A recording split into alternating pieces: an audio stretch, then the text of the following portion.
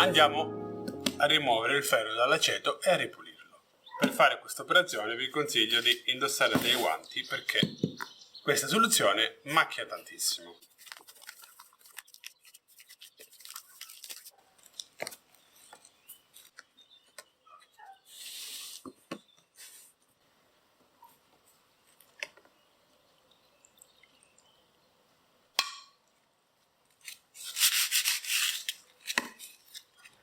Non so se si nota su tutta la superficie, ma molto del residuo di ruggine è andato via, soprattutto sulla base del ferro. Ora vado a buttare via questo e metto dell'acqua pulita. Ecco qui, abbiamo un po' di acqua pulita. Il ferro, una volta ripulito da tutto il residuo che gli è rimasto sopra, ha questo aspetto. Come potete vedere, gran parte della ruggine, come avevo detto in precedenza, non c'è più. Il meccanismo adesso funziona perfettamente. Se vi ricordate, nel primo video ho dovuto forzarne l'apertura. Adesso non mi resta che munirmi di una spazzolina e di alcune pagliette abrasive per rimuovere i residui rimasti.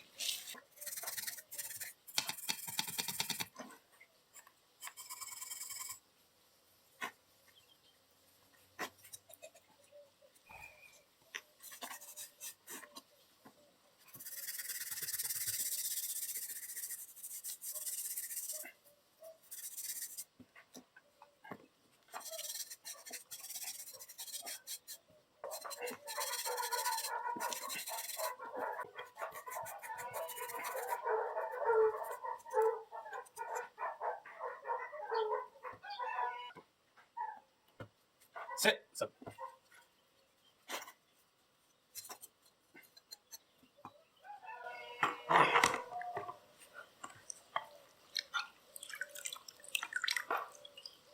Come potete vedere dal colore dell'acqua, aveva ancora molto residuo.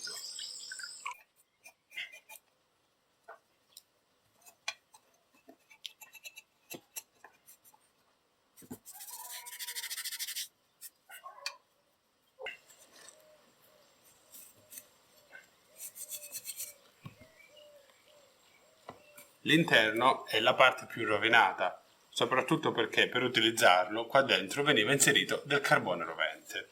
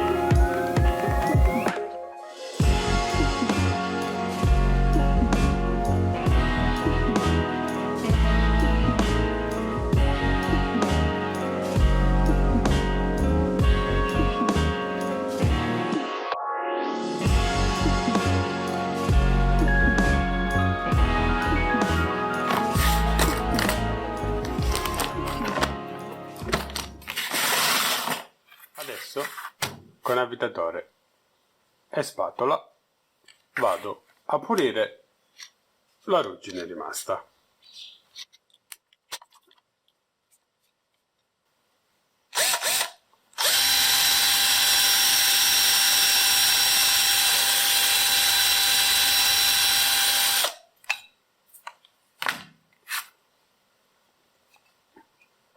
fatto? Ho evitato di farvi vedere tutta la procedura perché si tratta realmente di passare la punta sul ferro.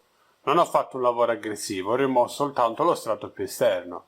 Infatti in alcuni punti è rimasto qualche residuo. Però si tratta giusto di un restauro conservativo. Non sono andato a modificare nulla delle componenti in ferro.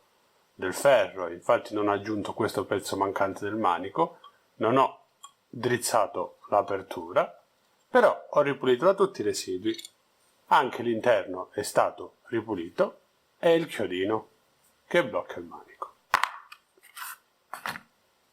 Ora non mi resta che fargli un'ulteriore lucidata. Come vedete qui ho preferito lasciare un po' di ruggine, e anche qui.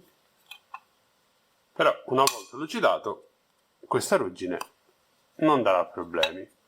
Ora vi faccio vedere un po' più i dettagli che sono saltati fuori. Qui c'era un disegno, come vedete vedere adesso si nota perfettamente, con dei rigori. L'apertura si muove perfettamente in tutti i lati. Ho visto alcuni modelli e solitamente è dritta e qui c'è un pomello, però io l'ho ricevuto così e lo lascerò così. C'è qualche dente rovinato, però è stato rovinato dalla ruggine. Adesso non mi resta che lucidarlo con un altro po' di F5 e andare ad inserire il nuovo manico.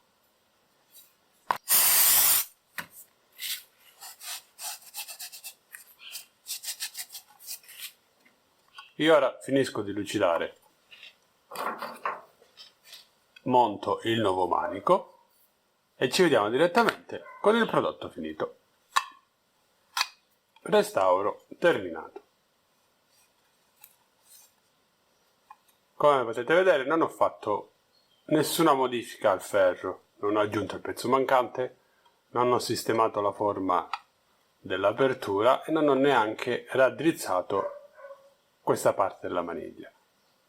Mi sono limitato a fare un restauro, diciamo, conservativo del ferro.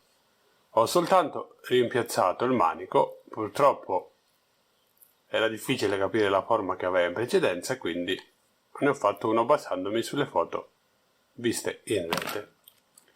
Se avete delle domande su questo tipo di lavorazione o avete consigli da darmi per fare una lavorazione migliore, scrivetelo nei commenti. Per questo video è tutto, io vi saluto e vi lascio qualche foto più nel dettaglio del restauro. Ciao!